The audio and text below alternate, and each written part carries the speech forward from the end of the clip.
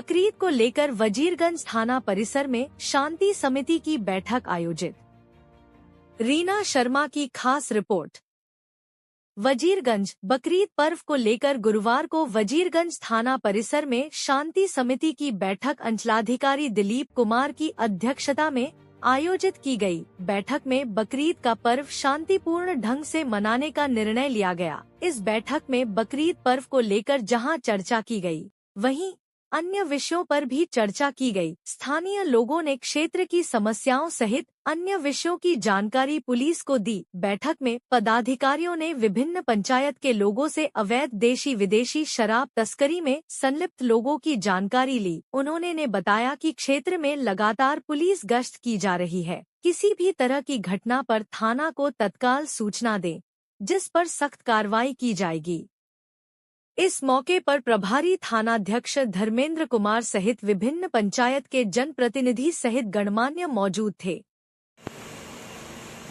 और सिस्टम को फॉलो करना दायित्व बनता है आप सभी लोग का भी। तो हम चाहेंगे कि हर जगह पर जो मस्जिद है, हर गांव में है, हम चाहेंगे कि प्रशासन के द्वारा पेट्रोलिंग हो जाए। पेट्रोलिंग से क्या होगा कि जो असामाजिक जो लोग हैं उससे भय का मामला माहौल बनेगा। उससे कहा कि शांति को कायम करने में हमें मदद मिलेगी। ये तमाम प्रतिनिधियों से अपील करना चाहते हैं कि जहाँ भी हैं वही मने मदद करें और गले से गले मिला के इस त्यौहार को समाप्त करें। यही हमारे पूर्वजों का कथन है और यही हम लोग का संस्कार भी है। और संस्कार रियल पूछिए तो घर के आंगन और माँ बाप को गोश्त मिलता है। हम सब गार्जियन जब ठीक रहेंगे तो कहीं कुछ नहीं होगा।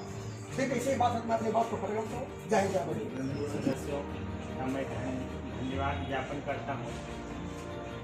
माननीय सदस्यों द्वारा जो जिन जिन बिंदुओं पे जो सुझाव दिया गया या जो बातें बताई गई, मैं प्रयास करूँगा कि मैं उनके उन बिंदुओं पे मैं खरा उतरूँ और अपने प्रशासन के तरफ से जो भी प्रयास रहेगा मैं करूँगा। और जिस तरह से माननीय सदस्य द्वारा 2 जगह पानी का टैंकर के लिए बोले हैं, सुंदरबन में और एक किनार करबला में, दोनों जगह हम पानी का टैंकर का उपलब्ध हम करवाएंगे। इसके लिए हम प्रतिबद्ध हैं। समय से 1 घंटे पूर्व। हाँ, 1 घंटे पूर्व। दूसरी बात है कि पेट्रोलिंग का मुद्दा उठाया गया है कि पेट्रोलिंग थोड़ा सा लगातार किया जाए। इससे लोगों में रहता है, भय बना रहता है। तो इस पर मेरा ये जोर रहेगा। मैं थाना प्रभारी से भी हम बात करेंगे।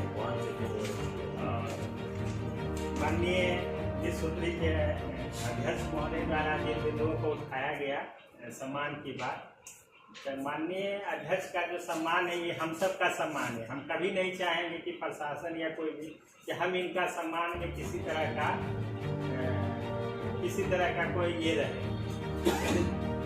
क्योंकि इससे पहले भी सूत्री का अभी फर्स्ट बैठक हुआ था, हमारे अंचल में हुआ था।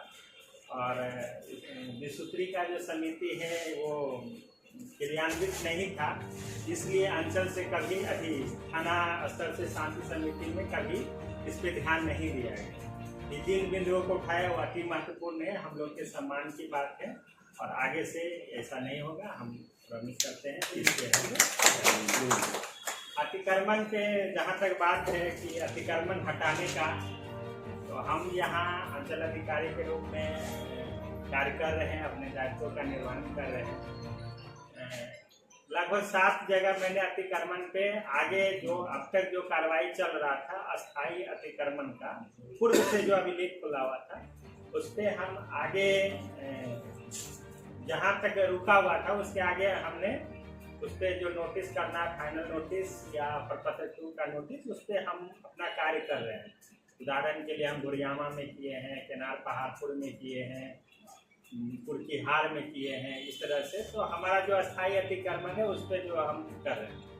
जहाँ तक ये बाजार के अतिक्रमण का बात है, ये शांति समिति में और भी बैठक, पूर्व के भी बैठक में इस मुद्दे को उठाया गया कि यहाँ पे लोग ठेला और ये सब दुकान बाहर लगा देते हैं, रोड पे लगा देते हैं। किनारे ये एक चुनौतीपूर्ण कार्य। ठीक है। मार्केट में लोग जो बढ़कर दुकान है अपना, दुकान के बाहर जितना दुकान है उससे ज्यादा वो आगे घेर कर लगाते हैं। ये हाँ, उसके आगे ठेला रहता है। पहले तो उनका दुकान के आगे उनका सामान रहता है, और फिर उसके आगे ठेला रहता है। इससे हमारा रोड का जो है चौड़ाई है कम हो जाता है और भीड़ भाड़ की समस्या है ये सभी जगह है। तो इसके लिए नगर में, नगर के अतिक्रमण के लिए नगर कार्यपालक पदाधिकारी अधिकृत होते हैं। लेकिन ऐसा नहीं है कि हम जिम्मेदारी से भाग रहे हैं, हमारा भी दोनों का सेम कर्तव्य है।